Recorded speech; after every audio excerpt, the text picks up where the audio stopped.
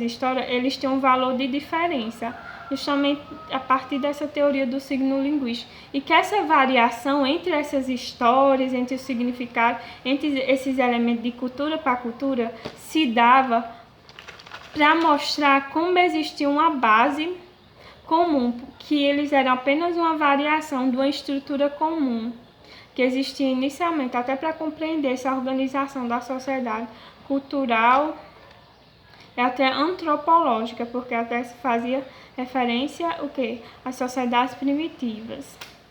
Então, outro ponto que eu queria salientar, sim, que o estruturalismo, ele tem a base dele ser um movimento e até um modelo de estudo do texto literário, que ele vai ser anti-humanista. O que é esse anti-humanista?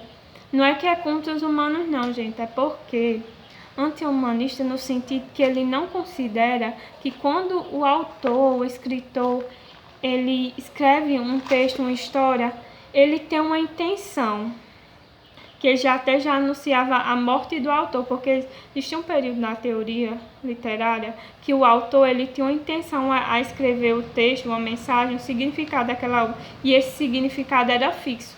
Era a partir do autor que ele escrevia. De certo modo, se a gente for pensar, o autor, quando ele escreve uma obra, ele talvez certamente tenha uma intenção, mas que o significado da obra e como esses elementos eles se constroem na história, a depender do olhar do leitor, isso vai mudar. Mas no estruturalismo eles vinham assim, olha, não depende, o significado, a mensagem da obra não depende da intenção do autor. O autor morreu, não depende da intenção do autor e muito menos também do leitor. Então eles também não viam o leitor como alguém possível de conferir um significado e de compreender e interpretar. O significado já estava posto a partir da estrutura de como se organizava essa história.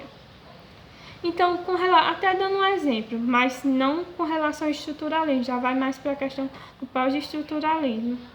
Mas, gente, se a gente for pensar em Dom Casmurro, na forma como é organizada, que o narrador personagem é Bentinho, mas Bentinho já velho, que é Dom Casmurro, por isso que tem esse nome dos Casmurros, porque ele era bem acanhado, ele não gostava muito de conversar. Então, se a gente for dentro de uma perspectiva estruturalista, o significado já está posto. Que o quê? Que dentro da construção lá dos elementos, Bentinho é a vítima e Capitu foi quem traiu ele. Mas numa visão desconstruída, no caso do pós-estruturalismo, porque não vai considerar, ainda vai ser anti-humanista a visão do pós-estruturalismo, não vai considerar a intenção do autor, porque até não tem nem como a gente saber qual era a intenção de Machado, porque já morreu, não tem como saber quem traiu, quem não traiu na visão dele até. Nessa visão do pós-estruturalismo, a visão que vai prevalecer, vamos dizer, nem vai prevalecer, mas vai ter importância, vai ser o olhar do leitor. Então, o olhar do leitor é que vai importar, não vai se centrar no autor. Então, vai ter essa diferença com o pós-estruturalismo. Com o estruturalismo, aliás, o pós-estruturalismo vai ter essa diferença com o estruturalismo. E porque o significado ele não vai ser fixo, ele vai ser ambíguo, vai depender do olhar do leitor, das construções, da interpretação que ele vai fazer. Porque o significado, a mensagem da obra, ela não está posta. Ela depende de vários fatores. Por exemplo, se for um homem que tiver uma bagagem mais machista, ele vai encarar logo de cara que Capitu foi a traidora. Se for uma mulher, se ela for feminista, tiver todas essas influências que o pós-estruturalismo vai considerar que o sujeito ele tem influências psicológicas, sociológicas, filosóficas. Então, ela vai ter outro olhar, vai se questionar. E vai gerar esse questionamento também no pós-estruturalismo. Vai se questionar. Como é que eu vou ter certeza que Capitu trai Bentinho se Capitu mal tem voz dentro da história? Se é Bentinho que é o narrador e personagem. Que ela, na maioria do tempo, ela só é caracterizada como cigana, os olhos Olhos de Cigana oblíqua, dissimulada. Então, quando tem as falas dela, é mais descrevendo o momento que eles viveram. Nunca tem uma parte que ela se defende, prevalece mais a voz dele. Então, voltando ao estruturalismo, também eu já falei aqui sobre a morte do autor, que eles previam a morte do autor já foi declarada pelos estruturalistas, os quais também afirmavam que o discurso literário carece do conceito de verdade. Por isso que eles partiam da estrutura, para conferir esse conceito de verdade. Outro ponto que eu anotei também é o estruturalismo é, portanto, uma prática interpretativa que procura ordem e inteligibilidade nas inúmeras possibilidades de padrão do texto, ou seja, várias construções dos textos, das histórias, eram variações de um mesmo padrão, então eles buscavam esse padrão do texto literário, que tem até as funções, as 31 funções que próprio, tem até na apostila de vocês que ele vai falar, que tem a situação inicial, quando a história, qual é aquela situação que vai fazer com que a história ela se desenvolva, então que ela pare. Aí se tem uma situação que vai fazer com que a história ela meio que se deteriorize, porque vai ter uma situação de conflito.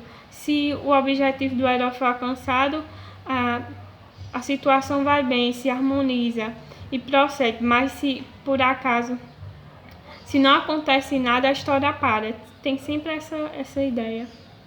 Aí outro ponto que eu também anotei, porque o estruturalismo vai partir de Saussure, né, da ideia do significado, significante e principalmente do valor de diferença, que os teóricos vão unir aos estudos lá de Vladimir Prop, com a questão da análise dos contos russos, e vão aplicar essa questão do valor de diferença. Até para investigar e explicar e demonstrar que essas construções de várias histórias, mitos, narrativas, romances, contos, são padrões de variação de um mesmo padrão, que existe um padrão na visão deles fixo. Então, outro ponto que eu anotei também é a finalidade de Saussure, portanto, era proporcionar entendimentos que seriam válidos para todas as línguas e para todas as funções da língua. Ou seja, foi o que eu disse anteriormente, seria válido para todas as línguas e todas as funções da língua. Então, a partir daí eu também vou ressaltar outro ponto aqui, com relação ao estruturalismo antropológico, que vai estudar a construção do homem, a partir dessas histórias, até entender a realidade do homem como se dá no texto literário, que ele é de 1940 e essa teoria vai ser proposta por Claude Lévi-Strauss, né? Enquanto o estruturalismo literário vai de 1960 a 1970, tem na apostila de vocês, que influencia indireta a aplicação de signos regidos pela diferença, que é justamente naquela ideia que eu disse do valor de diferença de Saussure. Entender na antropologia, ou seja, ao estudo das culturas primitivas, que eu até havia falado anteriormente. Então, como é que vai se dar essa questão do estruturalismo literário? Vai se dar, primeiro surgiu o estruturalismo antropológico proposto por Lévi-Strauss e posteriormente esse estruturalismo vai se vincular ao estruturalismo literário, que vai ocorrer a partir do encontro de Lévi-Strauss com Ronan Jakobson, lá do formalismo russo. Eles vão voltar mais para a forma, que acontece em 1941 no New School of Social Research. Acho que é assim que pronuncia, que é uma escola universitária lá nos Estados Unidos.